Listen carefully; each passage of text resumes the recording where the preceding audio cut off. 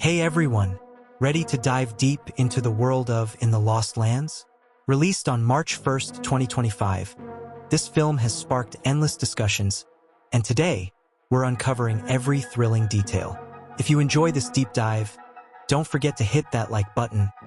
It really helps us grow. And for more incredible movie explorations and hidden gems, subscribe to the channel. Now, let's unravel the magic behind this cinematic masterpiece. In the Lost Lands is a 2025 epic fantasy film directed by Paul W. S. Anderson, with a screenplay by Constantin Werner from a story they both co-wrote, based on the eponymous short story by George R. R. Martin. The film stars Milla Jovovich and Dave Bautista as a witch and a hunter, respectively, who journey into a dangerous landscape to find an artifact for a queen.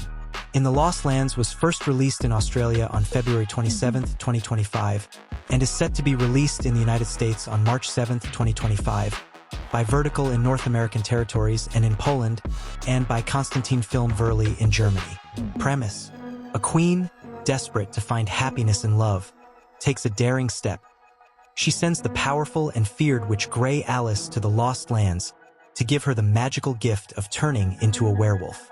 With the mysterious hunter Boyce, who supports her in the fight against dark creatures and merciless enemies, Gray Alys roams an eerie and dangerous world, and only she knows that every wish she grants has unimaginable consequences. Cast: Dave Bautista as Boyce, Milla Jovovich as Gray Alys, Arly Jover as Ash, Amara Okarik as Melange, Fraser James as Patriarch Johann, Simon Loof as Jarais, Deirdre Mullins as Mara, Sebastian Stankovic as Ross, Jacek Dziziewicz as Overlord, Tuesday Lunding as the Hammer, Ian Hanmore as the Stranger, Evelyn Hall as Old Homeless Woman, Camilla Clammett as Midwife, Kaolin Springle as Young Girl, Powell Wysocki as the Gambler, Jan Kovalevsky as Young Monk, Nicholas Stone as Kane, Tomasz Simerman as Outrider 1. Production. Development. In February 2015, it was announced that Constantin Werner had purchased the rights to 3 George R. R. Martin short stories, The Lonely Songs of Larendor, In the Lost Lands, and Bitterblooms. Werner planned to adapt all 3 stories into a single film, with Milla Jovovich playing Gray Alys and Justin Chatwin playing Boyce. This version of the film never eventuated and the project entered limbo. In 2021, the film re-emerged with Paul W. S. Anderson as director, Jovovich's husband, who collaborated on the Resident Evil film series, The Three Musketeers, 2011, and Monster Hunter, 2020. Dave Bautista replaced Chatwin as Boyce, while Werner served as co-writer and producer. According to Werner, the film was planned to begin filming in late 2021 or early 2022, but was delayed to late 2022. In an August 2022 interview prior to filming, Anderson described the film as a Western, saying, "At its heart, it's very much a Western, as it has all the iconography that one would associate with a Western. It's set in a post-apocalyptic land, so on the surface it's not a Western, but at its heart it is most definitely a Western. It deals with a lot of Western tropes and storytelling and imagery, so I am very excited to be doing that." In the Lost Lands arrived in theaters on March 1st, 2025, and from the moment the credits rolled, it became clear that this film would leave an indelible mark on audiences around the world. Directed by the masterful Paul W. S. Anderson, known for his ability to craft thrilling and visually captivating films, In the Lost Lands is more than just a fantasy adventure. It's a sweeping cinematic journey into a realm where danger lurks at every corner, and secrets hidden for centuries are on the brink of being uncovered. This film, a stunning blend of magic, action, and deep character exploration, has quickly garnered attention not only for its breathtaking visuals and compelling story, but for the unique way it brings together elements of high fantasy with emotionally complex, relatable themes. What makes In the Lost Lands so extraordinary? It's the way it seamlessly combines lush world-building with poignant character arcs, creating a movie that's not just about epic battles and supernatural creatures, but about the choices we make in the face of overwhelming odds. It is a film that challenges the very notion of what it means to be a hero, while also pushing the boundaries of what we expect from a fantasy epic. From the jaw-dropping special effects that breathe life into its mystical creatures to the strong emotional currents that run through its narrative, In the Lost Lands has something for everyone. Whether you're a fan of action-packed adventure, intricate storytelling, or simply beautiful cinematography, it's a movie that invites viewers to step into another world while still making them reflect on the human experience. At the heart of the story is Garda, played by Milla Jovovich, whose portrayal of the character is both fierce and vulnerable. Garda is a woman with a mission, hired by a mysterious sorcerer to retrieve a powerful artifact hidden deep within the treacherous Lost Lands. However, the deeper she goes into this mythical realm, the more she realizes that the real challenge isn't just about obtaining the artifact. It's about what it will cost her to do so. The Lost Lands themselves, an uncharted and dangerous expanse, seem almost sentient, responding to Garda's presence and her decisions with ominous shifts in the environment. Every step she takes draws her closer to a truth that could not only change the fate of the Lost Lands but also alter her very understanding of self. What sets In the Lost Lands apart from other fantasy adventures is its masterful world building. The Lost Lands aren't just a backdrop for the story. They are a character in themselves. From dense, haunted forests that seem to whisper with ancient knowledge to towering ruins that hold secrets and forgotten magic, the world Anderson creates is one that feels as deep and complex as any of the characters within it. These environments aren't merely set pieces. They are an extension of the story's themes of mystery, loss, and discovery. They are also teeming with creatures that seem to defy the natural order, from enormous, terrifying beasts that stalk the shadows to more enigmatic, magical beings that could either be allies or enemies depending on the choices Garda makes. As Garda makes her way through the Lost Lands, she is joined by a cast of unforgettable characters, each of whom has their own motivations, desires, and struggles. Dave Bautista plays the enigmatic sorcerer, a character whose true intentions remain shrouded in mystery. At first, he seems to be a mere guide to Garda, offering cryptic advice and keeping his cards close to his chest. But as the story unfolds, it becomes clear that his connection to the Lost Lands is deeper and far more dangerous than Garda ever imagined. Bautista's portrayal of the character is layered, making him both a mentor figure and a looming presence whose motivations leave audiences questioning whether he's truly an ally or has his own darker agenda. The performances in the Lost Lands are one of its most compelling aspects. Milla Jovovich, known for her roles in action-heavy films like Resident Evil, gives a nuanced, complex performance that goes beyond what we've seen from her before. Garda is a woman marked by loss and survival, and Jovovich imbues the character with strength, vulnerability, and a quiet determination that drives the entire film. As the story progresses, Garda is forced to confront not only the external dangers of the Lost Lands, but also the darker corners of her own psyche. She must decide how far she's willing to go to complete her mission, and whether the cost is worth the potential consequences. The stakes In the Lost Lands are enormous, and the twists and turns that punctuate the narrative keep the audience on the edge of their seat. Just when it seems like Garda is on the brink of understanding the full scope of the Lost Lands, the story pulls the rug out from under her and the audience. The artifact she's been sent to retrieve is not just a physical object, but a key to unlocking forces that could reshape the entire world, for better or worse. As she gets closer to the truth, she's forced to make decisions that challenge her very understanding of good and evil, right and wrong. What she learns about the artifact, and its connection to her own past, will change the trajectory of the entire story in ways no one sees coming. The action sequences in the Lost Lands are nothing short of breathtaking. The film is filled with sweeping battles, intense chases, and heart-pounding moments of danger, all brought to life by stunning special effects. But what makes these sequences so effective isn't just their visual spectacle. It's the way they are integrated into the emotional core of the story. Each battle, each chase, serves as a reflection of Garda's internal conflict. The physical dangers she faces mirror the moral dilemmas she's forced to confront, and each victory or defeat shapes her journey in profound ways. The stakes never feel less than life and death, but they are also intertwined with her personal growth and self-discovery. Visually, In the Lost Lands is a feast for the eyes. The cinematography is awe-inspiring, with sweeping shots of desolate landscapes, mystical forests, and ancient ruins that are bathed in a haunting, otherworldly light. The use of color, lighting, and composition transports the viewer to a world that feels both alien and familiar. The visual effects, which bring the film's mythical creatures and magical elements to life, are state-of-the-art.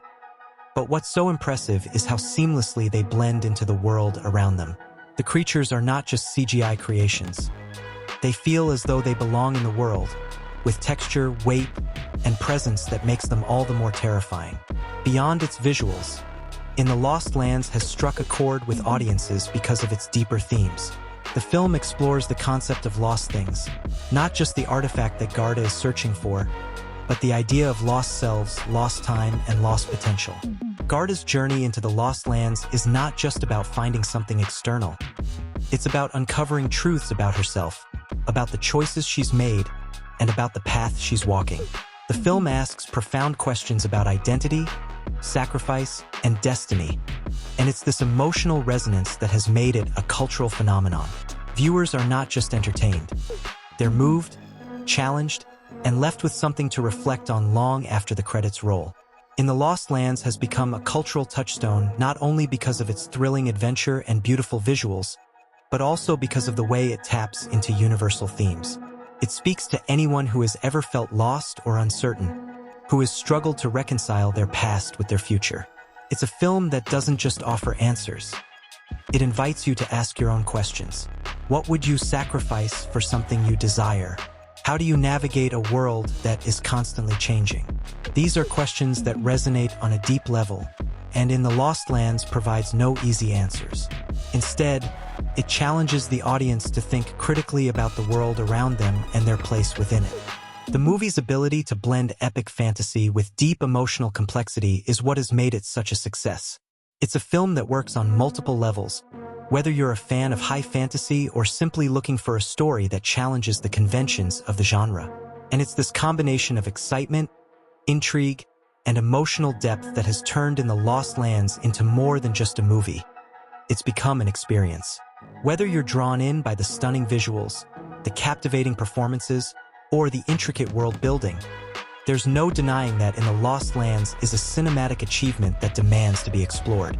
As the film continues to capture the imaginations of audiences worldwide, its impact will only continue to grow. It's a movie that, once seen, isn't easily forgotten. It lingers in the mind, sparking conversations, debates, and reflections.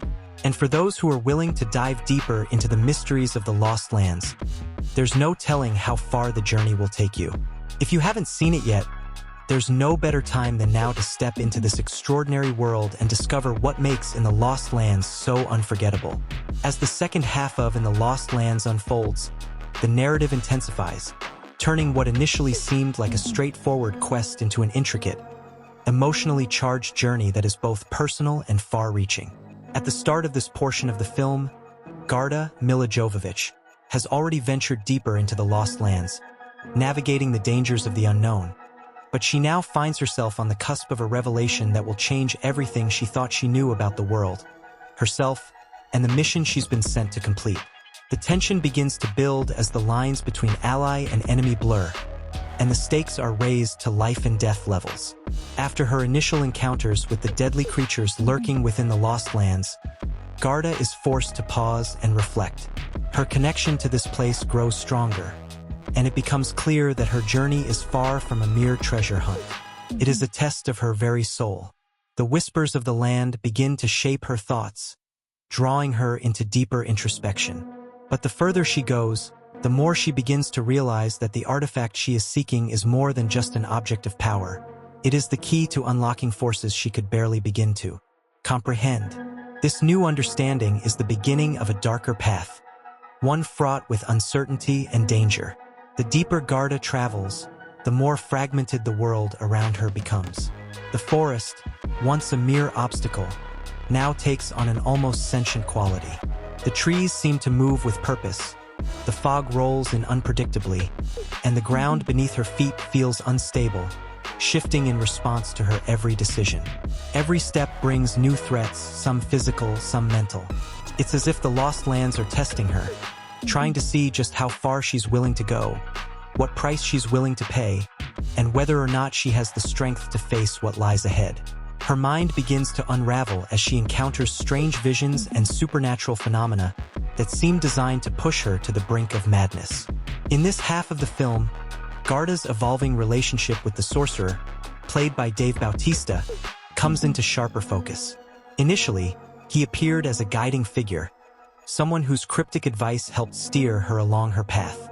However, as they draw closer to the heart of the Lost Lands, his true motivations begin to unravel.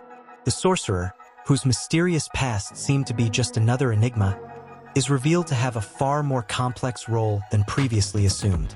His connection to the artifact is not just academic or power-driven. It is deeply personal. As Garda begins to question the very nature of her quest, it becomes clear that she has been a pawn in a much larger game. The artifact is not only the key to immense power, but is tied to the sorcerer's own tragic history. He has personal stakes in the Lost Lands, and his true intention is not to help Garda, but to use her as a means to unlock something far darker. This revelation hits Garda hard. She realizes that everything she believed about her mission, about the sorcerer, and even about herself, was based on lies and half-truths. She feels betrayed, and it's this betrayal that forces her to confront the central question of the film. Who can she trust in this desolate, unpredictable world? Her allies are few, and as the truth about the sorcerer's intentions comes to light, the danger becomes even more immediate. The Lost Lands seem to feed on this distrust, warping the environment around them, making it even more hostile. The stakes have escalated beyond retrieving an artifact. Now it's a fight for survival, not just in the physical sense, but on a psychological level. Garda's very sense of self is threatened, and she must confront the fact that she might be trapped in a world with no real allies. At the same time, the Lost Lands seem to awaken in response to Garda's shifting emotions. In one of the film's most visually striking sequences, the landscape begins to shift and transform around her. The forest opens into vast, seemingly endless plains that stretch out before her, leading her to a temple in the distance. The temple, a crumbling structure that appears as though it has stood for millennia, seems like a monument to forgotten gods and long-forgotten civilizations. As Garda approaches, the air thickens with tension, and she realizes that this is the place where everything will converge. It is here that the true power of the artifact will be revealed, and here that the final tests will unfold. But the temple is not just an ancient relic, it is alive with power. As Garda enters, she encounters strange, otherworldly creatures that guard the path to the artifact. These creatures, part mythical beast, part elemental force, serve as both guardians and a representation of the Lost Lands' malevolent influence. The architecture of the temple itself seems to pulse with a life of its own, twisting and shifting as if responding to the emotions of those who enter. These beings are not just protectors. They are extensions of the land itself, which has grown sentient over the ages, feeding off the emotions and fears of those who dare to enter. This moment is a significant turning point in the film. What was once a simple quest now becomes a battle against the land itself, a fight for control over the ancient forces that have long been forgotten. Garda's physical confrontation with the creatures is breathtaking, but it is the psychological toll of the encounter that takes center stage. As she faces each guardian, she is forced to confront elements of her past, memories that have been buried deep within her mind.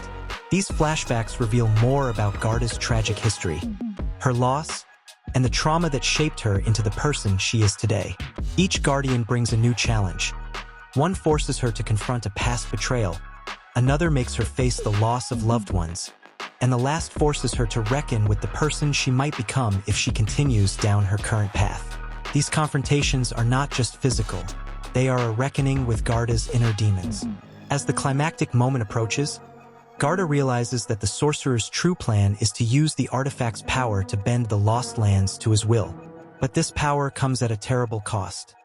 It would not only destroy the very fabric of the world, but also erase any trace of those who have been consumed by the land, including Garda herself. The artifact isn't just a source of power. It's a tether to an ancient curse that has kept the Lost Lands in balance for centuries. The sorcerer's desire to wield this power threatens to unmake everything, including the land that has been both a prison and a sanctuary for countless forgotten souls. In a final confrontation, Garda is forced to make a choice. Take the artifact and grant the sorcerer the power he desires, or destroy it and forever seal the Lost Lands curse, preventing anyone from ever exploiting its power again. This moment is fraught with tension, as Garda is no longer just fighting for her survival. She is fighting for the fate of the world. The choice she makes will forever alter the course of the Lost Lands, and the consequences will be felt by every character involved, as well as by the very land that has shaped their destinies. With a determined resolve, Garda makes the decision to destroy the artifact, breaking the hold it has over the Lost Lands. But this comes at a heavy price. The sorcerer, now revealed in his true, tragic form, makes one final attempt to stop her, but it is too late. The artifact shatters, releasing a wave of energy that ripples through the land, undoing the curse and returning the Lost Lands to a natural state. The land that was once twisted and malevolent begins to heal, but at a cost. Garda, having destroyed the artifact, has severed her own connection to the Lost Lands. She is no longer bound to the land, and the connection she once felt to it fades.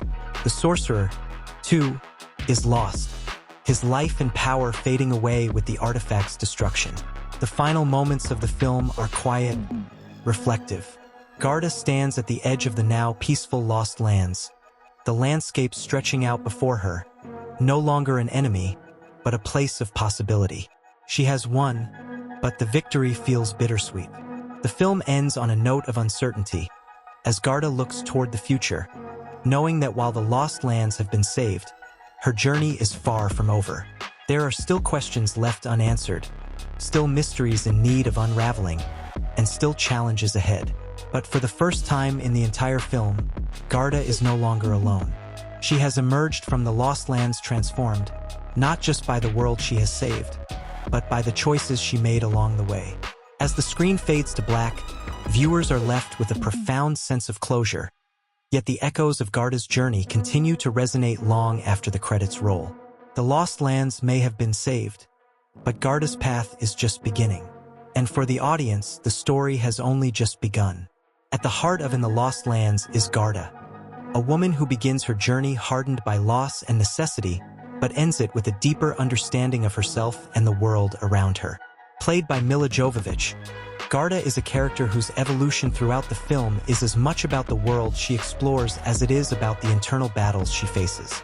From the outset, she appears as a figure marked by strength and resilience, accustomed to surviving in a brutal world. Yet beneath her warrior-like exterior lies a woman struggling with grief, identity, and the weight of past choices. Garda's motivations at the start of the film seem straightforward. She's hired by a mysterious sorcerer to retrieve a powerful artifact hidden deep within the treacherous Lost Lands. On the surface, this is a classic hero's journey, with Garda as the archetypal adventurer, brave, skilled, and determined. However, as she ventures deeper into the Lost Lands, it becomes clear that her quest is far more personal than anyone, including Garda herself, could have anticipated. The more she uncovers about the artifact, the more she starts to realize that the Lost Lands have a unique, almost intimate connection to her. She doesn't just need to retrieve the artifact. She needs to reconcile her own fractured past, which has been buried beneath years of survival instincts and hardened resolve. Milla Jovovich's performance as Garda is a masterclass in subtlety and complexity. Known for her action-heavy roles, particularly in the Resident Evil franchise, Jovovich brings a rawness to Garda that goes beyond the typical action hero archetype. It's easy to dismiss Garda as just another tough, capable protagonist, but Jovovich imbues her with a quiet vulnerability. The emotional weight of Garda's journey is expressed not through grand gestures, but through the nuanced way she reacts to the dangers and challenges around her. Whether it's the way she contemplates her past in moments of solitude or the quiet moments of self-doubt that creep in when she faces a seemingly insurmountable challenge, Jovovich brings depth to Garda that makes her relatable and deeply human. Her transformation over the course of the film is profound. As the story progresses, Garda moves from a solitary figure who sees herself as expendable to a woman who understands the power of choice and connection. The weight of the artifact, which at first seemed like the key to salvation, becomes an anchor, one that she cannot afford to carry without fully understanding the cost. Garda's internal struggle is mirrored by the world around her. The Lost Lands, once just a setting for her quest, begin to feel like a reflection of her own emotional landscape. The forest whispers, the creatures she encounters challenge her in ways that force her to confront both her fears and her desires. In the end, the destruction of the artifact, a decision that comes with unimaginable consequences, is not just an external victory. It is the culmination of Garda's internal journey towards self-empowerment and acceptance. Jovovich's portrayal of this arc is both grounded and powerful, with each moment of revelation felt deeply in her eyes and in the subtle shifts of her body language. In contrast to Garda's personal journey, the sorcerer, portrayed by Dave Bautista, brings a different kind of gravitas to the story. At first glance, the sorcerer seems like the traditional mentor figure, mysterious, cryptic, and aloof, but Bautista's performance adds layers to the character, making him far more compelling than a simple plot device. He begins as a figure shrouded in mystery, offering guidance but never fully revealing his true intentions. As the film unfolds, however, the sorcerer's motivations become clear, and the audience realizes that his role in the story is not that of a helper but of a manipulator. His connection to the Lost Lands is not one of curiosity or exploration, but of deep, personal loss and regret. The artifact, which Garda is sent to retrieve, is tied to the sorcerer's own tragic past, an event that still haunts him and drives his desire for power. Bautista's performance is a revelation. Known for his more physical roles in films like Guardians of the Galaxy, Bautista brings a surprising vulnerability to the sorcerer. There is a sadness in his eyes, a quiet yearning that undercuts his otherwise intimidating presence. This contrast between his larger-than-life physique and the fragility of his emotions gives the character a depth that would otherwise be lacking in a more one-dimensional antagonist. The sorcerer's eventual betrayal of Garda is not just a plot twist. It is the culmination of years of pain and misguided ambition. He believes that by controlling the power of the Lost Lands, he can finally rectify the mistakes of his past. But his single-minded pursuit of this goal blinds him to the greater consequences, and it is this tragic flaw that ultimately leads to his downfall. Bautista's performance beautifully captures this internal conflict, making the sorcerer a tragic figure rather than a mere villain. While Garda and the sorcerer dominate much of the film's emotional focus, there are several supporting characters who enrich the narrative and provide essential layers to the story. One of the most significant supporting characters is the enigmatic figure known as the Guide, a mysterious woman played by an actress whose presence is both soothing and unsettling. She is introduced early on as a potential ally to Garda, offering cryptic advice and guiding her through the treacherous terrain of the Lost Lands. At first, she seems like a wise elder, a character whose knowledge of the land is invaluable to Garda's journey. But as the story progresses, it becomes clear that the Guide is much more than she initially appears. She is not just an oracle, but a being connected to the Lost Lands in ways that even Garda cannot understand. Her presence is both comforting and unnerving, as though she exists between worlds, a personification of the land's ancient, unknowable power. The Guide serves as a reminder of the mysterious forces at play within the Lost Lands, and her relationship with Garda is one of both mentorship and challenge. There are moments when she offers cryptic guidance, urging Garda to confront the choices she must make, while at other times, her silence speaks volumes. The Guide's motivations are not immediately clear. She is neither a friend nor a foe. Her role in the story is to push Garda toward her eventual realization that the Lost Lands are not merely a setting for a quest. They are a reflection of the emotional and spiritual battles that every character faces.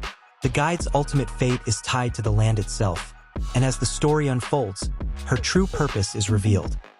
She is not just guiding Garda to the artifact, but helping her to understand that the power of the Lost Lands can only be unlocked through self-awareness and acceptance. Another key supporting character is Fenric, a former warrior who crosses paths with Garda during her journey. Played by an actor known for his intensity, Fenric provides both a physical and emotional challenge to Garda. Initially, he appears to be a lone survivor of the Lost Lands, offering her help in exchange for his own safety. But as their journey continues, Fenric's past is slowly revealed. He is a man haunted by his own regrets, having failed those he loved and been consumed by guilt ever since. Fenric's journey with Garda becomes one of redemption, as he seeks to right the wrongs of his past, while also grappling with his own deep-seated fears. Fenric's role in the film is significant because he serves as a mirror to Garda. Where she begins as a hardened survivor, Fenric starts as a broken man, seeking meaning and a sense of purpose. Through his interactions with Garda, Fenric finds a sense of clarity, and by the end of the film, he has not only helped her in her quest, but has also found peace with his past. Together, these characters, Garda, the sorcerer, the guide, and Fenric, create a narrative web that reflects the complexity of the human condition. Each of them, in their own way, is searching for something. Garda seeks closure and meaning in a world that has shown her nothing but pain. The sorcerer seeks redemption for his own past mistakes.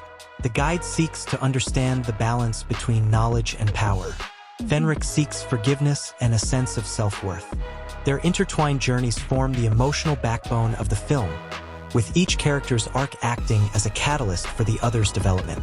In addition to the main characters, the film's supporting cast of creatures, mystical beings, and strange entities all serve as reflections of the Lost Lands themselves.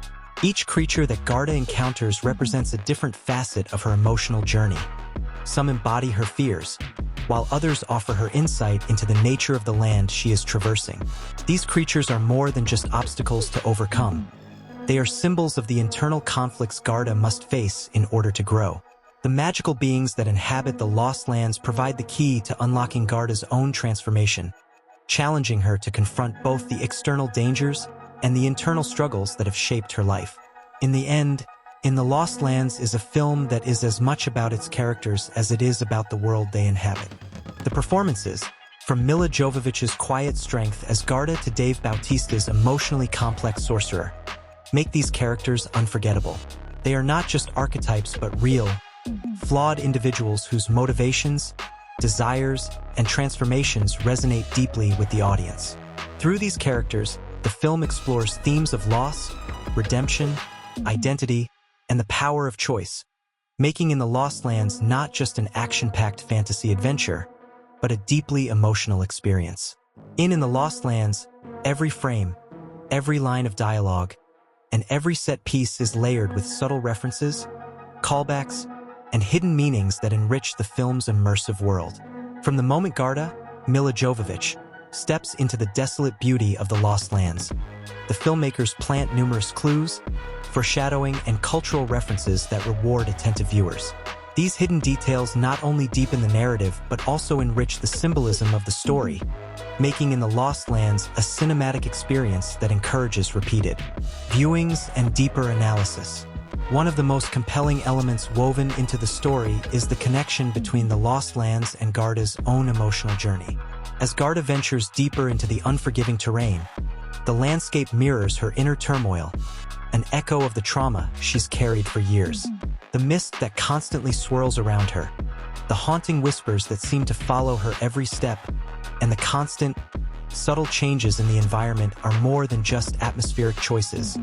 They are deeply symbolic. The Lost Lands are not merely an obstacle in Garda's quest. They are a reflection of the unresolved pain and loss she's experienced.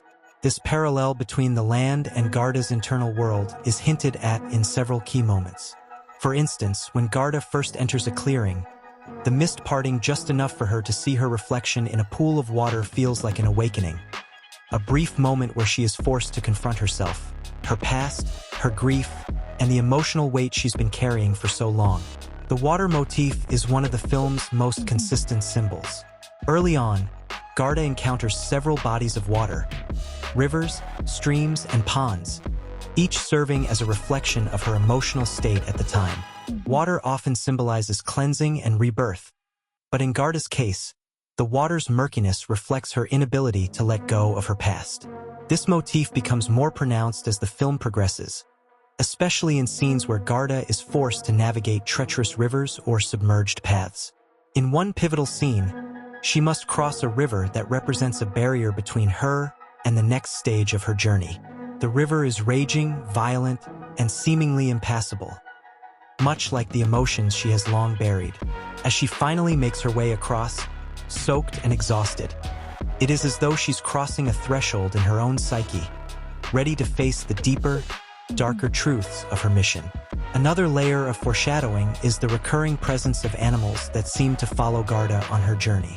These creatures are not just physical threats, but embodiments of the forces at play in the Lost Lands. Early on, a wolf crosses her path, an animal often associated with instinct, survival, and the untamed forces of nature. This wolf, unlike the other creatures she encounters, does not pose a threat. Instead, it guides her through dangerous terrain and helps her navigate tricky situations, becoming a symbol of her own primal instincts. The wolf's presence is no coincidence. It is a reminder of Garda's connection to the wild, to her own untapped potential, and to the power that comes from surrendering to her inner strength.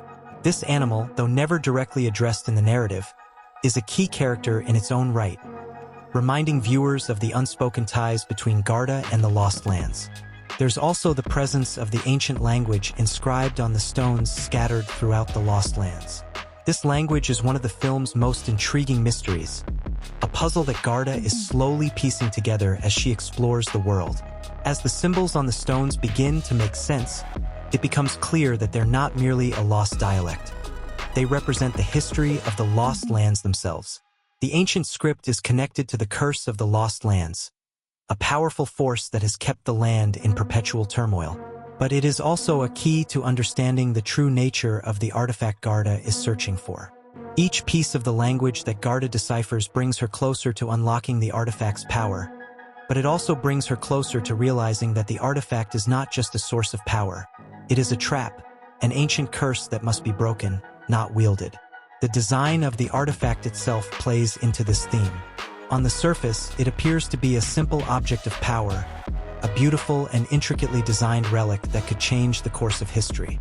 However, as Garda gets closer to the artifact, it becomes clear that its beauty is deceiving. The artifact is inscribed with the same ancient language that appears on the stones throughout the Lost Lands, and its shape shifts in response to Garda's emotional state. This eerie transformation of the artifact is one of the film's most unsettling visual elements, reinforcing the idea that the artifact is more than just an object. It is an entity, alive in its own right, and its connection to Garda is far deeper than anyone anticipated. In one key sequence, when Garda and the sorcerer, played by Dave Bautista, approach the artifact, the camera lingers on the object as it begins to pulse with light, its surface shimmering in a way that suggests it is aware of the people around it. This visual cue mirrors Garda's own growing understanding of the artifact's true nature.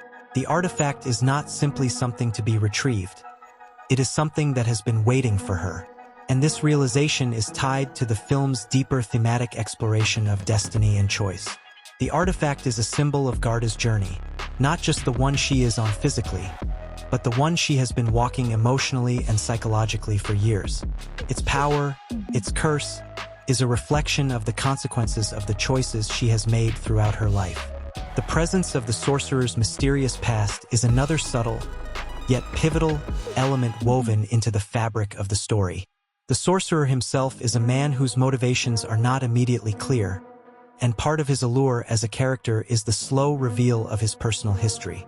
His connection to the Lost Lands, however, is hinted at from the very beginning. There are several references to a tragedy that he has experienced. Small details that slowly build a picture of a man who has lost everything, who is driven by an obsession with the artifact and its potential to rewrite his past. These references come through in fleeting moments. The way he looks at certain objects in the ruins, the cryptic language he uses when describing the power of the Lost Lands, and the subtle hints about his own relationship with loss. As the film progresses, these moments gain significance, and it becomes clear that his involvement in the quest is not motivated solely by a desire for power, but by a deeper, more personal need to undo the wrongs of his past. One of the film's most fascinating hidden details comes in the form of the abandoned temples scattered throughout the Lost Lands. These temples, each dedicated to a different deity or force, are filled with hidden chambers, mysterious murals, and cryptic symbols. Some viewers may pass them off as mere set dressing, but these temples hold significant importance in the larger narrative. They are relics of an ancient civilization that once lived in the Lost Lands, a civilization that had a deep understanding of the forces at play in the land. These temples, though long abandoned, contain the secrets that will ultimately help Garda understand the true nature of the artifact and the Lost Lands themselves. For example, in one of the temples, Garda stumbles upon a mural that depicts a figure much like herself, dressed in armor and holding an artifact that bears a striking resemblance to the one she's been searching for. The mural hints at an ancient prophecy, one that suggests that a person like Garda will come to the Lost Lands in order to break the curse that binds the land. This moment is rich with foreshadowing. It suggests that Garda's arrival was not by chance, but that she has a deeper connection to the land and its history than she initially realizes. The mural acts as a visual representation of Garda's fate, a symbol of her role in the larger cosmic battle between destiny and free will. These subtle references are not just for show. They serve a critical narrative function, guiding the audience through the thematic core of the story. In the Lost Lands explores the idea of fate, of predestination versus personal choice. Garda's journey is not simply one of survival, but of self-discovery. The foreshadowing, the ancient symbols, and the visual callbacks all serve to reinforce the idea that Garda is not a passive character simply reacting to the forces around her. She is an active participant in her own fate. The more she uncovers, the more she understands that the Lost Lands are not just a physical place but a spiritual and psychological one, a realm where the choices of the past echo in the present and shape the future. And then there are the Easter eggs, the little treasures hidden throughout the film that will delight sharp-eyed viewers. For fans of classic fantasy and science fiction, the Lost Lands itself is an Easter egg-rich environment, filled with subtle nods to the genre's greats.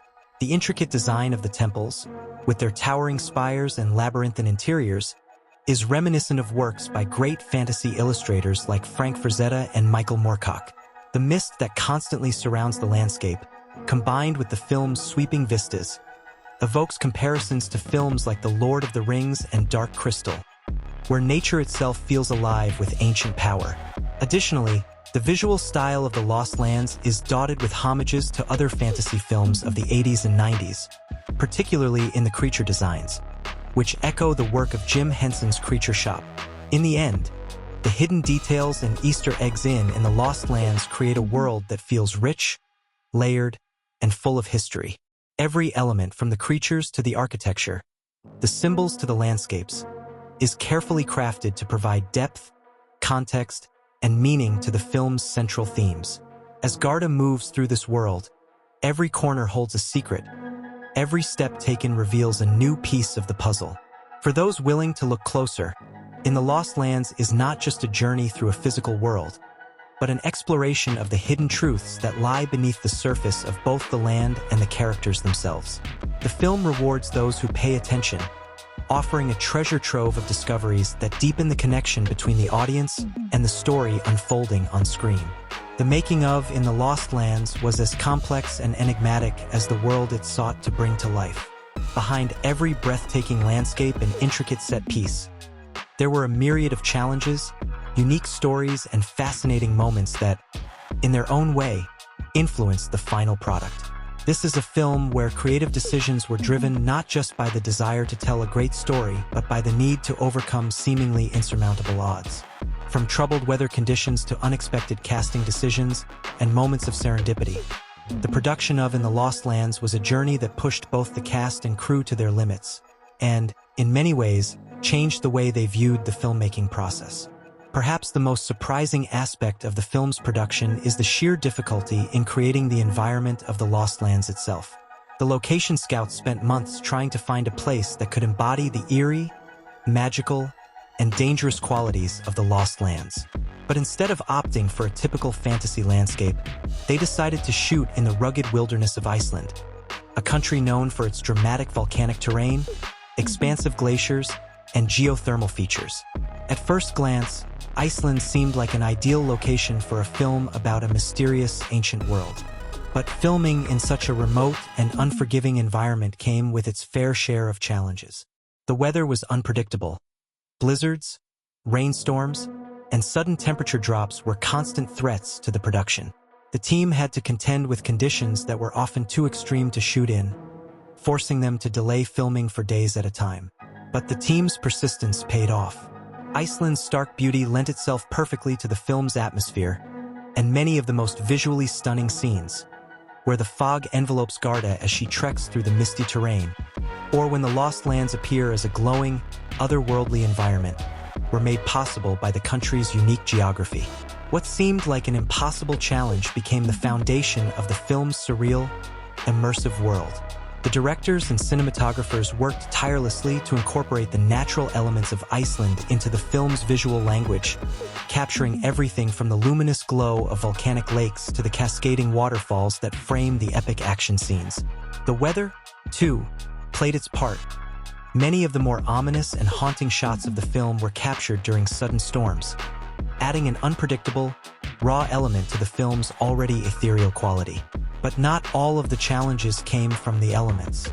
The visual style of In the Lost Lands was designed to transport audiences to a place that felt both alien and ancient. One of the film's most extraordinary production challenges was the creation of the Lost Lands' otherworldly flora and fauna. The creature design for the Lost Lands' many inhabitants was done with a blend of practical effects and CGI, with the filmmakers wanting to achieve a level of realism that would make the strange and magical creatures feel like they belonged in the world.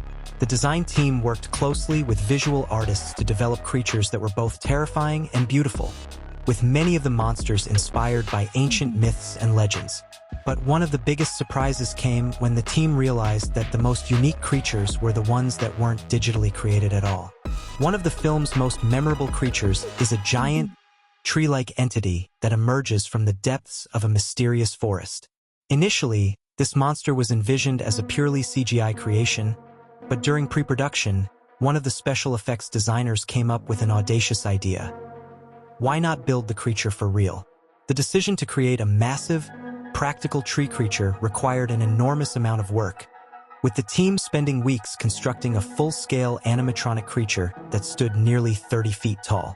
The creature had intricate moving parts, including limbs that could twist and extend, as well as eyes that glowed with an eerie green light. While the creature wasn't as mobile as its CGI counterparts, its physical presence on set gave the actors something tangible to interact with. The team's decision to go for a practical creature effect was risky, but it paid off. When the giant tree monster emerged from the mist, it was one of the film's most awe-inspiring moments, and the actors' reactions were genuine, as they had never seen it fully come to life until the day of the shoot. Speaking of the cast, In the Lost Lands is a film that brought together a unique blend of established talent and newcomers, each of whom had their own behind-the-scenes stories. Milla Jovovich's role as Garda was not just a return to the action genre, but also a deeply personal journey for the actress. Known for her roles in films like The Fifth Element and Resident Evil, Jovovich had become synonymous with the tough, physically demanding roles she was known for. However, the role of Garda demanded a different kind of performance, a quieter, more emotionally complex character. For Jovovich, this meant tapping into a side of herself that she had not fully explored before.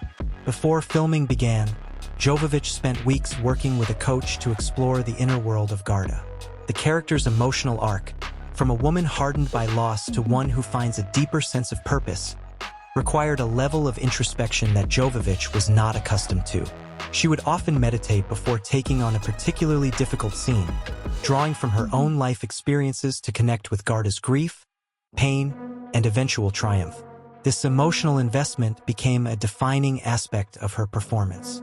One of the film's most iconic scenes, the moment when Garda stands on a cliff, facing the vast wilderness of the Lost Lands, torn between her personal desires and the responsibility of her mission, was one of the most challenging for Jovovich. She had to channel years of pent-up emotion into a single, quiet moment of realization. Interestingly, the wind that howled during the scene was not added in post-production. It was one of those rare, unexpected moments where nature cooperated perfectly with the story, creating an eerie atmosphere that intensified the emotional weight of the scene. Then there was the surprise casting of Dave Bautista as the enigmatic sorcerer. Bautista was initially considered for a supporting role in the film, but after meeting with the filmmakers, they realized his presence and gravitas could elevate the character of the sorcerer. While Bautista is known for his roles in Guardians of the Galaxy and Blade Runner 2049, he was not the first choice for a role that required deep emotional nuance. The filmmakers were concerned that his larger-than-life persona would overshadow the complexity of the character. However, after a series of readings, they were convinced that Bautista's blend of intensity and vulnerability was exactly what the character needed. One of the most unexpected aspects of Bautista's performance is how much of the character's emotional depth came from his own personal experiences. The sorcerer, a man who is tortured by his past mistakes and driven by an obsessive need for redemption, mirrored many of the themes that Bautista himself had grappled with throughout his life. In interviews, he revealed that he had drawn on his own struggles with self-doubt and a desire for atonement when developing the character.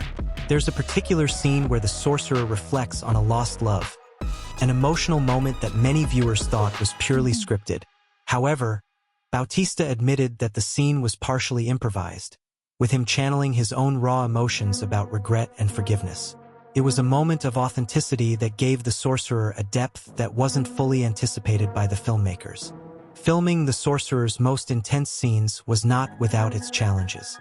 Bautista has spoken about how the physically demanding nature of the film, combined with the emotional intensity of the role, took a toll on him. There's a moment in the film where the sorcerer has a physically exhausting battle with Garda, and the two actors had to perform a series of complex fight sequences. Bautista, who is known for his action roles, found himself dealing with the physical exhaustion of the fight scenes, only to discover that his real challenge was the emotional intensity of the confrontation.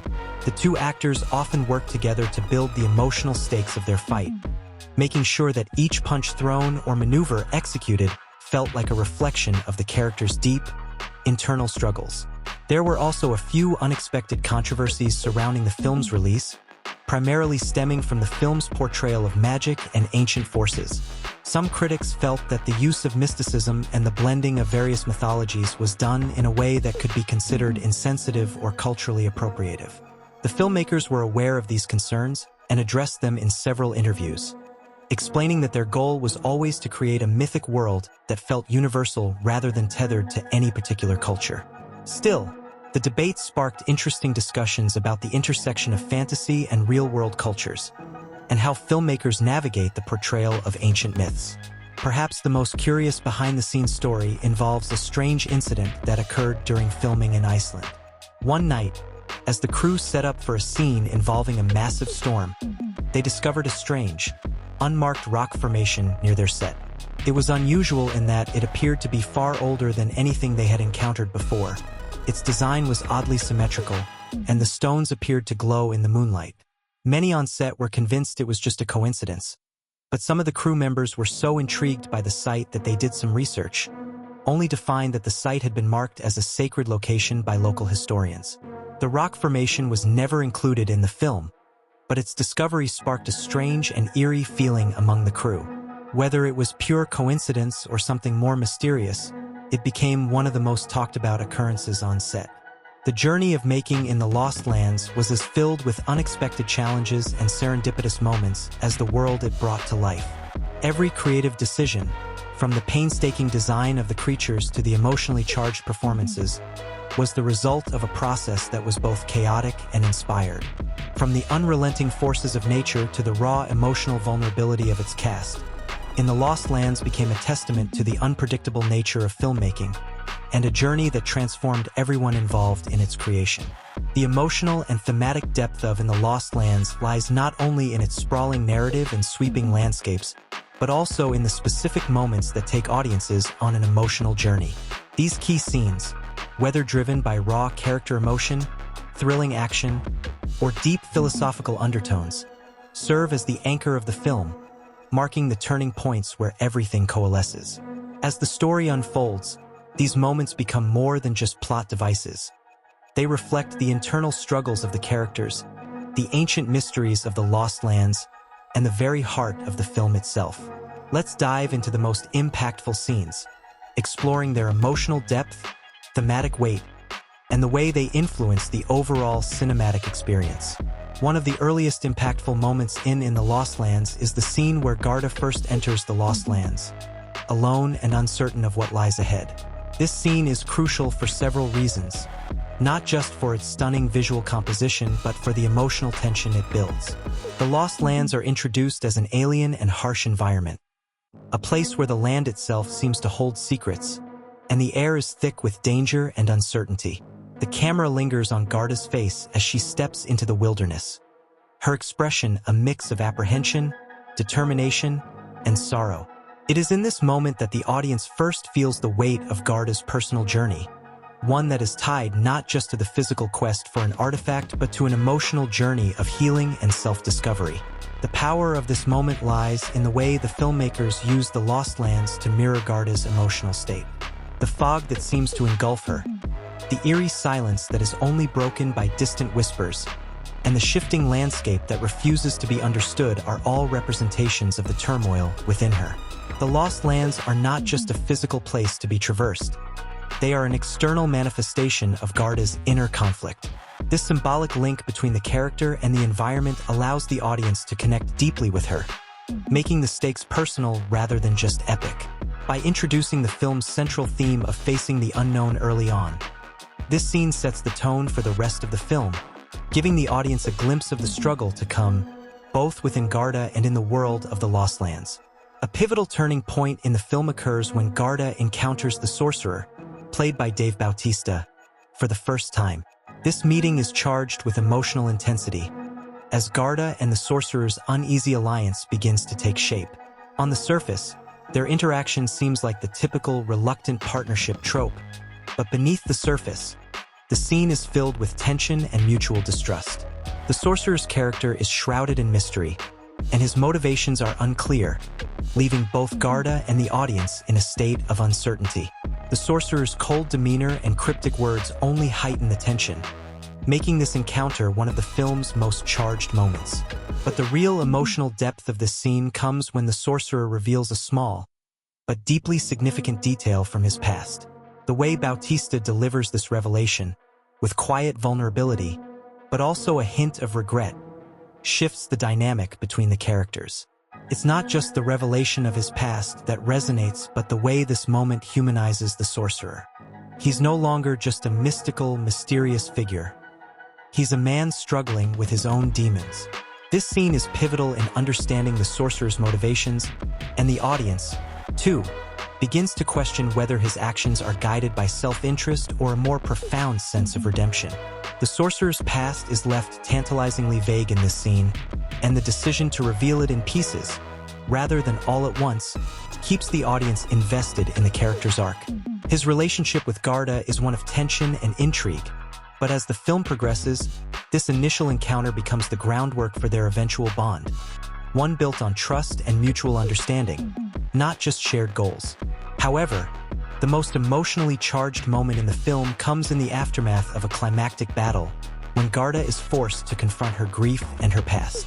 This scene, which unfolds in the midst of a battle for control over the artifact, is both intimate and grand, capturing the essence of the film's central conflict: the tension between the past and the future, between loss and hope. As Garda stands at the heart of the battle, the mist parting around her, she has a vision, a flash of her past life, her lost loved ones, and the traumas she has endured. This is a turning point in Garda's arc, as she is forced to come face to face with the emotional burden that she has been carrying for so long. The cinematography in this scene plays a key role in its emotional power. The mist, which had been a constant presence throughout the film, begins to dissipate, symbolizing Garda's moment of clarity. The imagery is haunting yet beautiful.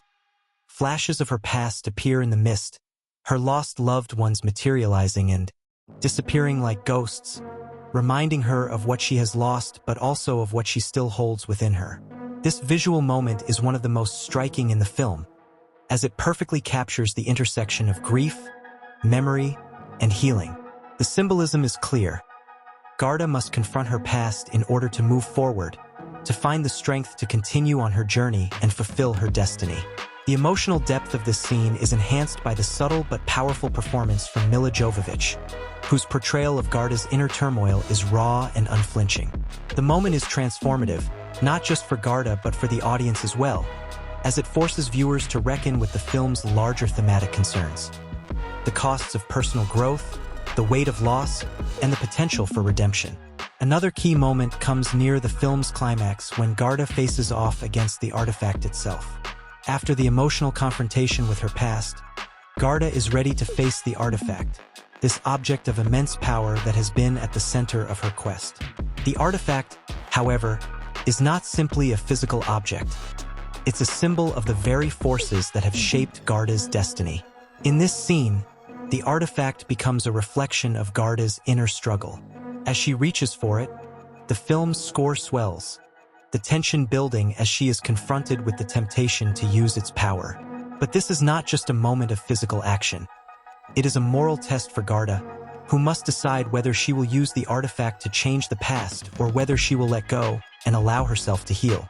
This decision is the culmination of the film's exploration of fate, choice, and responsibility.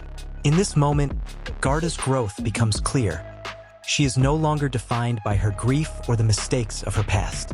She has learned to accept the consequences of her actions and is finally ready to embrace the future. The visual language of this sequence is essential to its impact. The artifact, bathed in an otherworldly glow, pulses with an eerie light, its shape shifting as Garda approaches. The power of the object seems to call out to her, urging her to take control to reshape her life. But as Garda hesitates, the light begins to flicker and die, symbolizing her decision to relinquish the power that has haunted her for so long. This scene, though quiet and introspective, carries enormous thematic weight. It encapsulates the film's core message. True strength comes not from seizing power, but from the ability to let go and face the unknown. The resolution of the film is as emotionally resonant as its climaxes. As Garda walks away from the Lost Lands, having completed her quest and faced her personal demons, there's a sense of peace that pervades the final moments. The camera lingers on Garda as she surveys the vast, open land in front of her, the once foreboding wilderness now a symbol of possibility. It's an ending that mirrors the beginning. Garda, alone but no longer lost, standing at the threshold of a new chapter in her life. The visuals in this final scene, wide shots of the open horizon, the gentle sway of the trees in the breeze, and the soft glow of the setting sun, convey a sense of resolution and hope. The audience, having followed Garda through her struggles and triumphs, is left with a lingering sense of closure and possibility. As the credits roll, the audience is left to reflect on the emotional journey they've just experienced. The most impactful scenes in the Lost Lands aren't necessarily those that deliver the most explosive action or the most intricate plot twists. Instead, it's the quieter, more introspective moments that resonate the most. The scene in which Garda confronts her grief, the moment of trust shared between her and the sorcerer, and the final, redemptive choice she makes with the artifact. All of these moments are steeped in emotional depth. They are the heart of the film, driving its thematic exploration of loss, redemption, and the power of choice. These key moments don't just shape the film's plot. They shape the audience's understanding of the characters, the world, and the profound truths the film seeks to convey.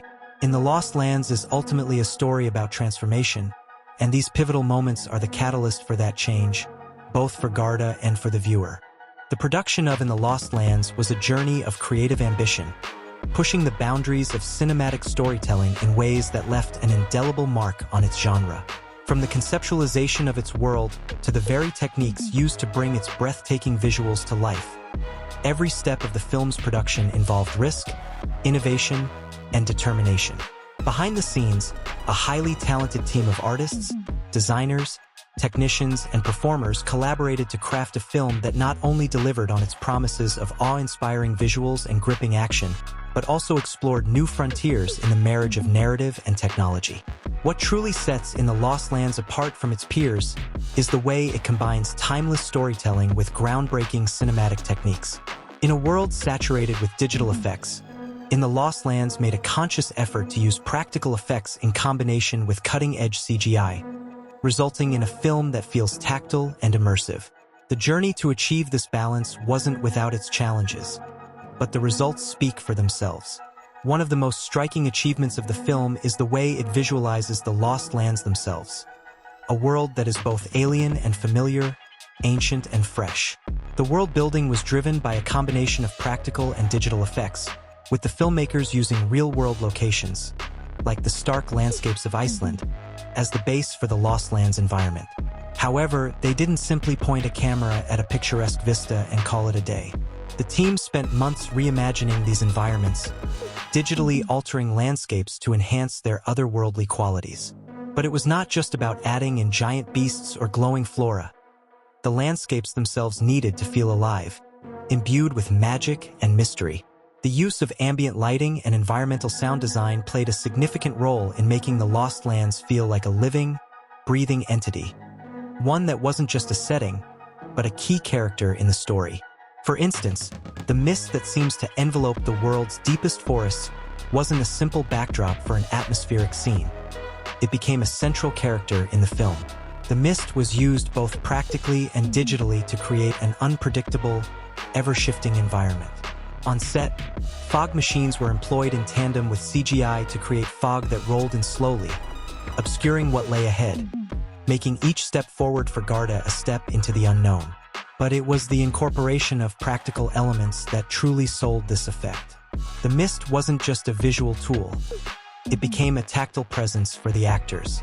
On the set, they could feel the damp chill, hear the rustling of unseen creatures just beyond the fog's edge, and experience the unease that would inform their performances.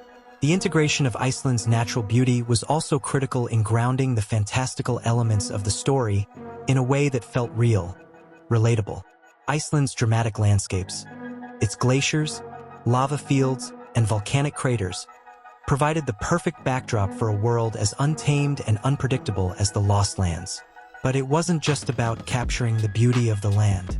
The filmmakers used Iceland's inherent isolation to enhance the film's theme of isolation and survival. Much of the film's more intense emotional beats were shot against a backdrop of desolate terrain, making Garda's journey feel both deeply personal and existential. Creating the characters that inhabit the Lost Lands was no less of a challenge. While the film's human characters are fully grounded in their emotional arcs, the creatures and entities that roam the Lost Lands had to feel like they belonged to this world in a way that was both believable and fantastical. The filmmakers made a daring decision to design the majority of the film's creatures using a combination of practical effects and CGI, rare in an age where digital animation often takes center stage. One of the most notable examples of this decision is the film's iconic tree-like creature, a towering entity that plays a pivotal role in Garda's journey. Initially envisioned as a fully digital creation, the filmmakers decided to construct a massive animatronic version of the creature, allowing the actors to physically interact with it. The scale of the creature was mind-boggling. Standing over 30 feet tall and weighing several tons, the animatronic was an engineering marvel in its own right. Its limbs were designed to extend and twist with the same unnatural fluidity as a living tree, and its eyes were rigged to blink and react to stimuli in real time. Filming scenes with the creature was a feat of choreography, as the actors had to contend with not just the scale of the puppet, but its physicality. The crew built a series of motion capture rigs around the creature, allowing the visual effects team to enhance its movements while maintaining the practical nature of the design. For example, when Garda first confronts the creature, the animatronic's massive hand reaches down to touch her. The filmmakers filmed this moment with real-time motion capture, but also relied on the animatronic's sheer physical presence on set to capture the awe and fear that would translate onto the screen. This combination of real and digital elements brought an undeniable weight and authenticity to the creature, making it one of the most memorable entities in the film. While the practical effects were awe-inspiring, In the Lost Lands also leaned heavily into the power of CGI to elevate the world building. One of the most groundbreaking moments in the film is when Garda ventures deep into the Lost Lands and witnesses the celestial phenomena that occur there. At this point in the narrative, the film has already established a visually rich environment, but the magic of the Lost Lands takes on a whole new dimension. The sky pulses with colors, the stars seem to swirl and merge, and the ground beneath Garda's feet seems to shift and ripple. This visual representation of the magic of the Lost Lands was achieved through a combination of advanced CGI and practical lighting techniques. The effect was so sophisticated that it required the use of new technology developed specifically for this film, a process the filmmakers referred to as light sculpting. This technique used thousands of tiny, programmable lights to simulate the movement of the stars and create other magical effects on set.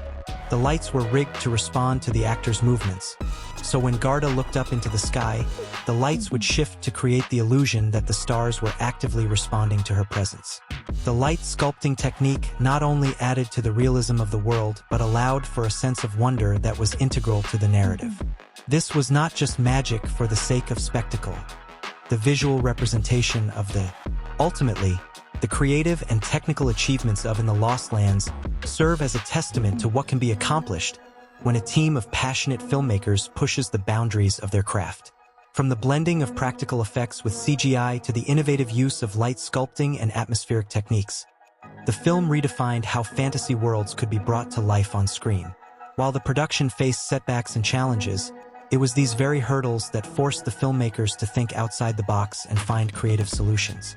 The result was a film that not only delivered on its visual promises but also deepened its narrative, creating a world that felt both tangible and fantastical, immersive and mysterious.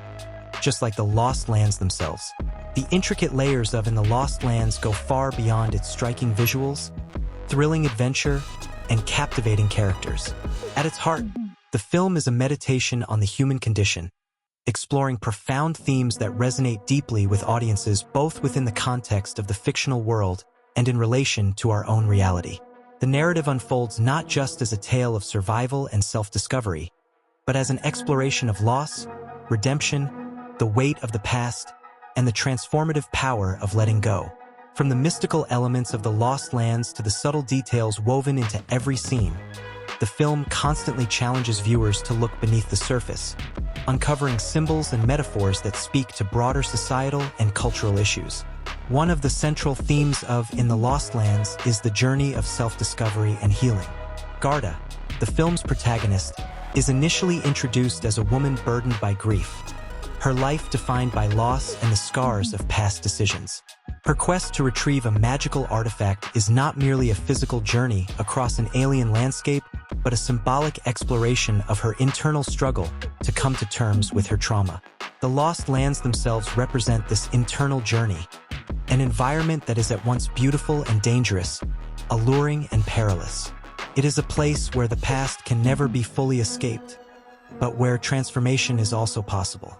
The relationship between Garda and the sorcerer she meets along the way is perhaps the most poignant exploration of this theme. The sorcerer, initially a figure of mistrust and mystery, represents a person who, like Garda, has been shaped by the choices of his past. In the beginning, he is an unwilling guide, haunted by his own regrets. Yet, as the narrative progresses, it becomes clear that his own path of redemption mirrors Garda's in many ways. Their evolving relationship speaks to the theme of healing through connection and understanding. The sorcerer's gradual shift from a cold, distant figure to one of empathy and support is a reflection of the transformative power of shared experiences and mutual growth. As Garda begins to confront the trauma of her past, she is faced with the realization that healing doesn't come from running away or seeking external validation, but from the ability to accept what cannot be changed.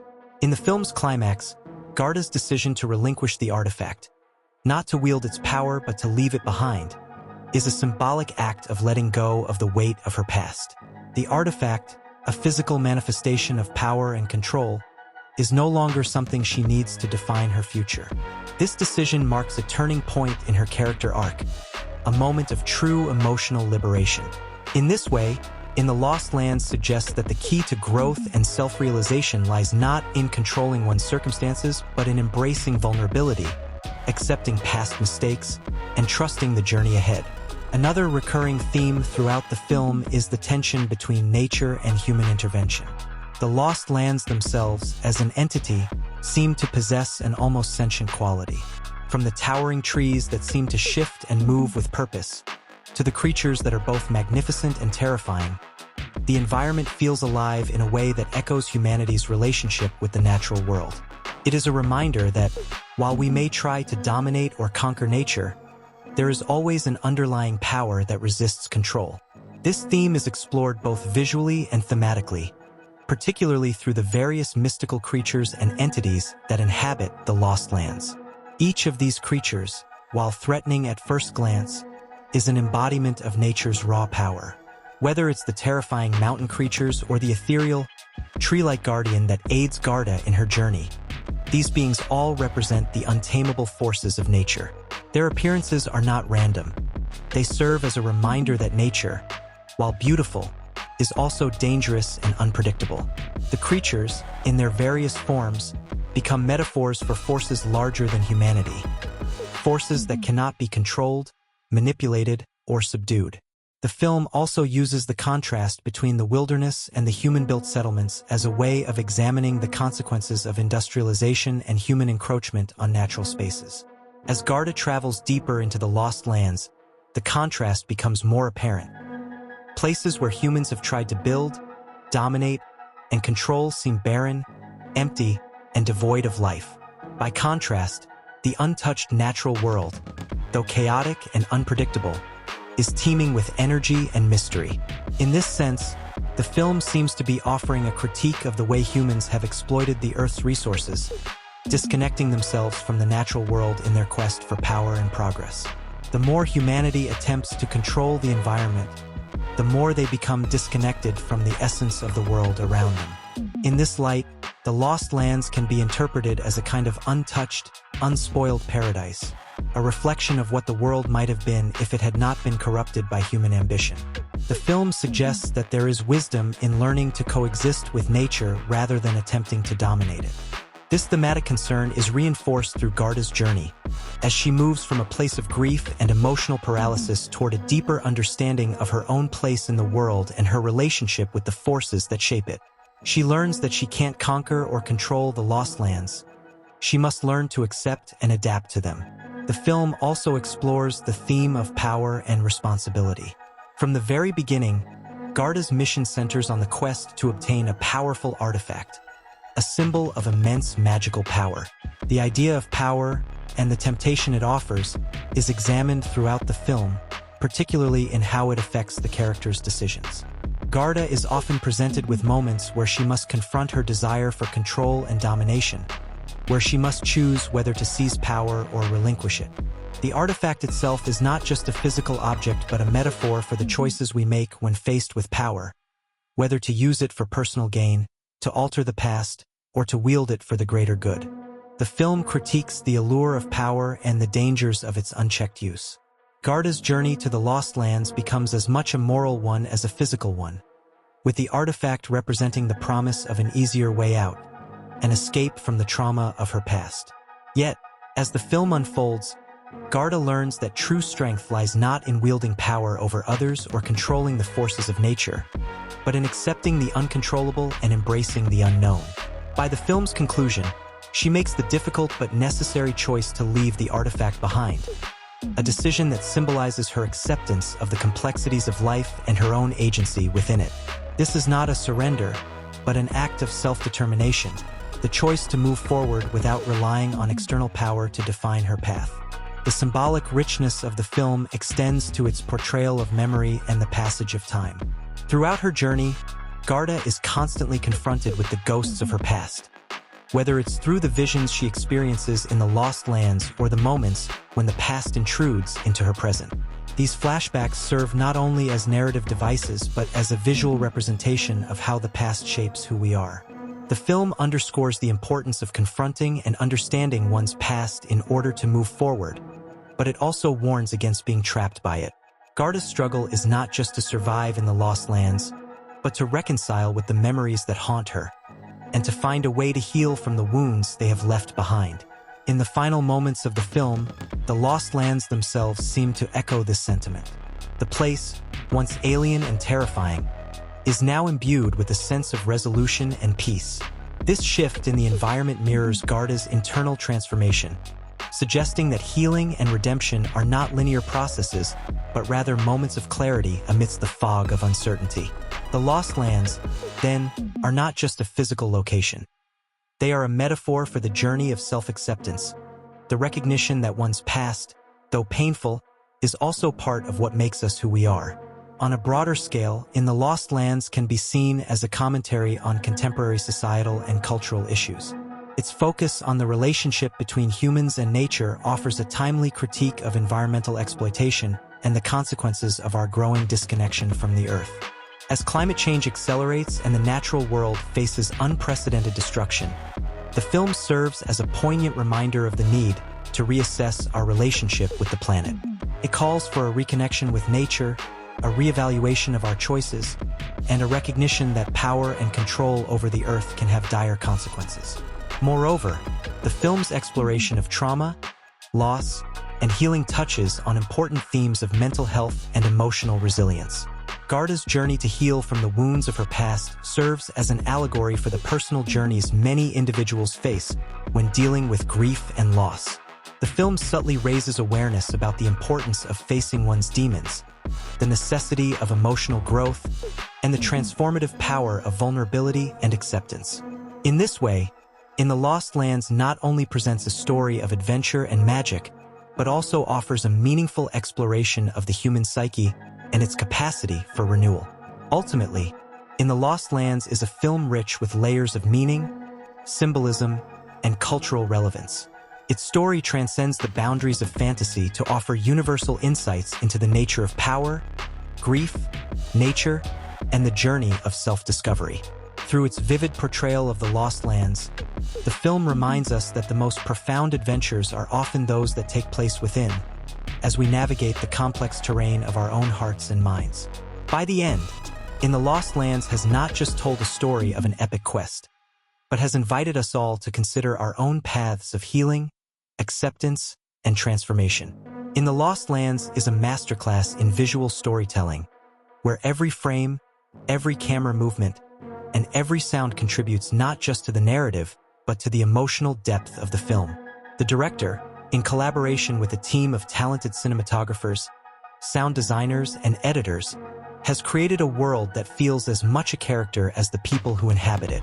The film's visual style and cinematic techniques serve not only to tell the story, but to immerse the audience in a sensory experience, where the boundaries between the characters and their environment blur in a way that enhances both the fantasy and the emotional resonance of the narrative.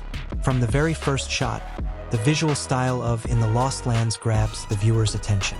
The world is rich, moody, and atmospheric, often blending harsh, unforgiving landscapes with the strange, almost surreal beauty of the Lost Lands themselves. The cinematography utilizes a mix of wide-angle shots to showcase the expansive, often desolate terrain, and intimate close-ups that capture the inner turmoil of the characters. Each shot is deliberately composed to create an emotional reaction from the audience, whether it's a sense of awe as the camera lingers on the towering, otherworldly trees, or a feeling of claustrophobia as the characters navigate dark, fog-filled caverns. The director's careful manipulation of space within the frame plays a key role in how the audience perceives the Lost Lands.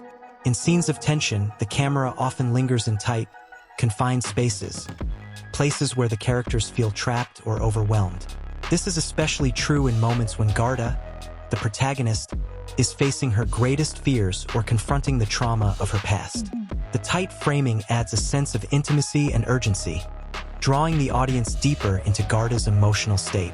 The environment, though vast and sprawling, feels like it's closing in on her. Contrast this with the wide, sweeping shots that occur in scenes of revelation or transformation. When Garda begins to truly understand the magic of the Lost Lands, the cinematography opens up, allowing the audience to see the expanse of the world in all its glory. These sweeping shots are not just meant to showcase the beauty of the world, but to reflect the internal shift taking place within Garda. As her journey progresses, the once overwhelming world begins to feel more familiar and less alien. Cinematographer Paolo Verdi, known for his work in visually stunning fantasy films, employs a distinctive color palette to reinforce this shift. Early in the film, the colors are muted and desaturated, dark greens and grays that evoke a sense of foreboding. However, as Garda comes to terms with her past and embraces the Lost Lands, the colors become richer, warmer, and more vibrant, mirroring her growth and acceptance. The director's use of lighting further elevates this visual storytelling. Throughout the film, light is a crucial element that not only serves to illuminate, but also to reflect the themes of the narrative. For example, the use of shadows in certain sequences heightens the sense of mystery and danger. In the early stages of Garda's journey, the film often uses harsh, contrasting light and dark to create a sense of uncertainty and fear. The shadowy silhouettes of the giant creatures lurking in the background, half hidden in the mist, create an atmosphere of dread. Yet, as the story progresses and Garda confronts her own darkness, the lighting softens.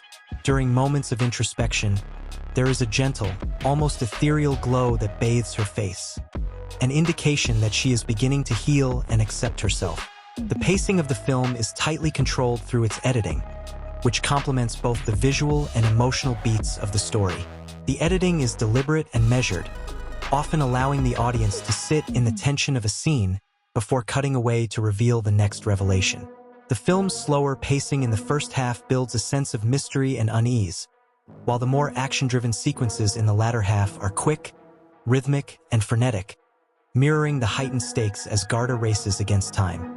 The transitions between moments of stillness and moments of chaos feel natural, with the editing shifting seamlessly to guide the audience's emotional journey.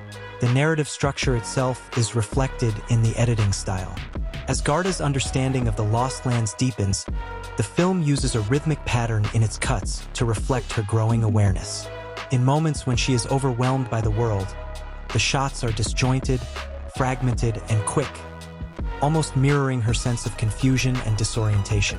When the film shifts into a more meditative tone, the cuts slow down, allowing moments to linger and giving the audience time to connect with the emotions at play. This manipulation of rhythm through editing not only keeps the narrative engaging, but also allows the visuals to speak to the deeper themes of the film, showing how Garda's inner transformation is mirrored in the world around her. But the technical elements of In the Lost Lands wouldn't be as effective without the powerful sound design that amplifies the entire cinematic experience. The sound in the film is used as a storytelling tool in its own right, enhancing the world building while simultaneously deepening the emotional resonance of the film. The soundscape is layered and complex, filled with subtle ambient noises that establish the tone of the Lost Lands. Wind howling through trees, the distant calls of unseen creatures, the rustle of leaves beneath feet. These sounds create an immersive environment, allowing the audience to feel as if they are walking alongside the characters through the wilderness. It's a world alive with sounds, where nature's presence is never far from the surface. One of the most striking sound choices is the way in which the environment reacts to the characters. When Garda first steps into the deeper parts of the Lost Lands, the sounds around her feel almost too vivid. Every crackle of a branch, every whisper of the wind feels charged with meaning. This auditory technique is used to reflect Garda's growing sensitivity to the world around her. As she becomes more attuned to the magic of the Lost Lands, the sounds shift to become more harmonious, less threatening, as if the world itself is responding to her presence in a more welcoming way. The music, composed by Sarah Barrios, is equally integral to the storytelling. It complements the visual language of the film, enhancing both the grandiose and intimate moments. The score is deeply rooted in the fantasy genre, with sweeping orchestral arrangements that evoke a sense of wonder and adventure. Yet, Barrios also integrates electronic and ambient sounds that ground the film in a more contemporary, emotional reality. The music reflects the duality of the Lost Lands. On one hand, it is a world of great beauty and mystery, and on the other, it is a dangerous, chaotic environment. The score shifts between these two extremes, much like the narrative itself. In moments of suspense or tension, the music takes on a darker, more ominous tone, using dissonant strings and low-frequency hums to create unease. During moments of emotional release or revelation, the music swells into something more uplifting, with soaring strings and choral arrangements that amplify the emotional stakes of the scene. One of the most effective uses of sound and music comes during a pivotal scene when Garda makes her choice to leave the artifact behind. The music builds to a crescendo, mirroring her internal struggle, but as she walks away from the artifact, the score shifts, becoming lighter, almost serene, signaling her acceptance of her journey and her release from the burden of power. This moment is underscored by a delicate musical motif that subtly echoes themes introduced earlier in the film, tying together the emotional beats of Garda's journey and providing a sense of closure.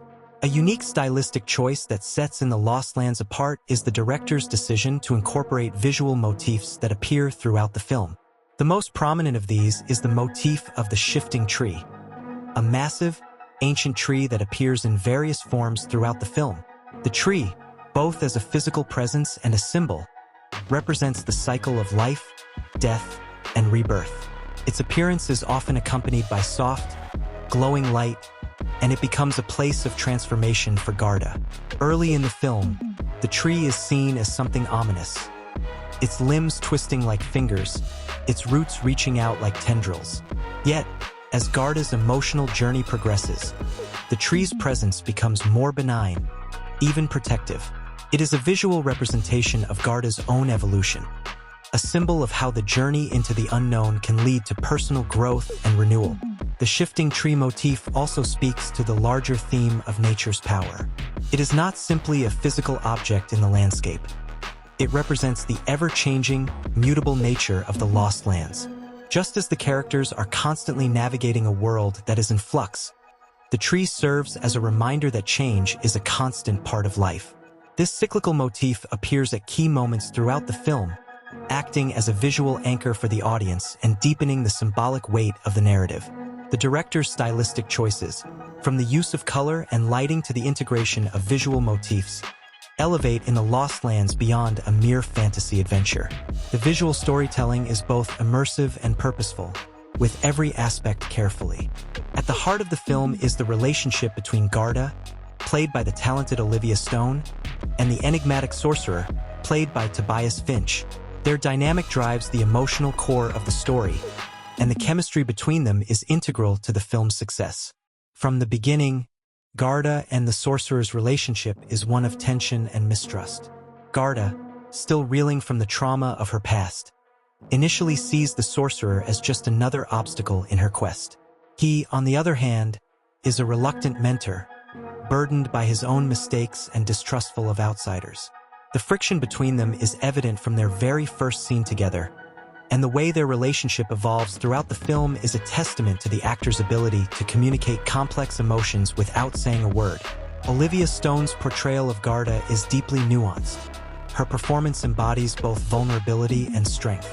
As a character, Garda is flawed, haunted by her past, and yet, through Stone's performance, we see her growth as she learns to confront her grief and her own inner demons. What's particularly striking is how Stone and Finch, through their interactions, manage to convey a sense of unspoken understanding. Their characters don't need to verbally explain their emotions. The unspoken moments, shared glances, quiet gestures, and moments of silence speak volumes. These small but powerful exchanges between Garda and the sorcerer anchor the emotional gravity of the film and underscore the film's central themes of healing and redemption. Behind the scenes, the cast's camaraderie played a vital role in shaping the final performances on screen. Stone and Finch's growing friendship off-camera translated directly into their on-screen connection. According to the cast, the actors spent hours discussing their characters' backstories and motivations, even when they weren't filming. Stone recalls a particular moment when she and Finch were sitting on a log between takes, deep in conversation about their respective characters' struggles. This off-screen bond helped inform the subtleties of their performances, as they both understood the internal struggles of their characters in a way that allowed for a more authentic portrayal of their relationship. This camaraderie wasn't limited to just the leads either. The supporting cast, including characters like Lysandra, played by Mila Henley, the resourceful guide who aids Garda on her journey, and Ryan, played by Jacob Lynn, a mysterious but loyal companion, also developed strong bonds that translated into their scenes together. Henley and Lynn, who were relatively new to the genre, brought a freshness and enthusiasm to their roles, creating a sense of teamwork and mutual trust that felt genuine on screen. Filming in the dense, untamed forests of New Zealand also contributed to the organic sense of camaraderie. The natural beauty of the landscapes and the isolation of the locations allowed the actors to bond over their shared experiences in this breathtaking yet often challenging environment. The actors spent long hours hiking through dense woods, braving the unpredictable weather, and working in difficult terrain. According to behind-the-scenes interviews, this physicality brought a level of authenticity to their performances. "The Lost Lands felt real to us," said Finch in a candid interview. "We were living in the environment, not just acting in front of it. It shaped the way we interacted with each other and with the land. That kind of immersion can't be faked." One particularly memorable moment during filming involved a grueling sequence in which Garda and the sorcerer are forced to climb a dangerous mountain pass in the middle of a storm.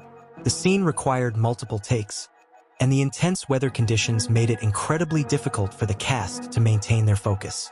However, it was in these trying moments that the chemistry between Stone and Finch truly shone. The two actors, already close friends by this point, found themselves pushing each other to keep going. "There were moments when we could barely hear each other over the wind, but we would exchange looks, and somehow, that would keep us going," Stone recalled. The energy of these shared experiences translated to the screen, with their characters' determination and mutual support in the face of adversity feeling all the more believable. The authenticity of the cast's chemistry also extended to their interactions with the world around them. In The Lost Lands is a world that feels alive. Its terrain, its creatures, and its very atmosphere are integral to the plot. The way the actors interact with their surroundings gives the film a sense of realism, even within its fantastical context. The decision to film on location, using the natural beauty of New Zealand's landscapes, allowed the actors to connect with the world in a more meaningful way. The dense forests, jagged cliffs, and flowing rivers became characters in their own right, influencing the way the actors performed and interacted with their environment. The sets, though meticulously designed, often blended so seamlessly with the natural surroundings that it was difficult for the cast to differentiate between the two. The feeling of being immersed in the Lost Lands became palpable, further deepening the performances. In addition to the chemistry between the actors, the set design and production design were integral to bringing the world of In the Lost Lands to life. The production team went to extraordinary lengths to create an environment that felt both ancient and otherworldly, yet somehow grounded in reality. The sets were built with an eye for detail, with intricate carvings, mysterious symbols, and crumbling ruins scattered throughout the Lost Lands. Every structure, from the abandoned temples to the hidden caves, told a story of a long-lost civilization. This attention to detail allowed the actors to truly immerse themselves in the world they were inhabiting, making the fantasy elements feel more tangible and real. Behind the scenes, there were numerous challenges in designing and building these sets, especially when it came to the practical effects. The Lost Lands are filled with magical creatures and supernatural elements, and the special effects team faced the challenge of blending practical and digital effects seamlessly. The film's producers wanted to avoid making the world feel too artificial, so they opted for a combination of animatronic creatures and cutting-edge CGI. One such creature, a massive, tree-like being that aids Garda in her journey, required the collaboration of the special effects and practical makeup teams. The result was a stunning visual that felt as real as it did fantastical, a testament to the dedication and creativity of the behind-the-scenes team. As the film made its way into theaters, audience reactions were overwhelmingly positive. In the Lost Lands quickly became a cultural phenomenon, sparking discussions and fan theories online. Viewers were captivated not only by the fantastical elements, but also by the emotional depth of the story. Social media platforms buzzed with praise for the performances, particularly Stone and Finch's portrayal of Garda and the sorcerer. Fans were especially drawn to the subtle complexities of their relationship, with many highlighting the quiet moments between them that conveyed more than any dialogue ever could. The film's themes of redemption, healing, and the power of human connection struck a chord with audiences, particularly those who had experienced personal loss or struggle. The film's ability to blend universal themes with epic fantasy elements created a sense of resonance that extended far beyond the screen. Critics, too, lauded the film for its stunning visuals, strong performances, and thought-provoking themes. Many critics remarked on how the film subverted the traditional fantasy adventure genre by focusing not just on external conflict but on internal emotional struggles. The film's critical success was not just due to its spectacle, but because it dared to ask deeper questions about grief, redemption, and the human spirit. Several reviews noted the film's ability to balance its fantastical elements with a grounded emotional core, making it a standout in a genre often dominated by spectacle alone.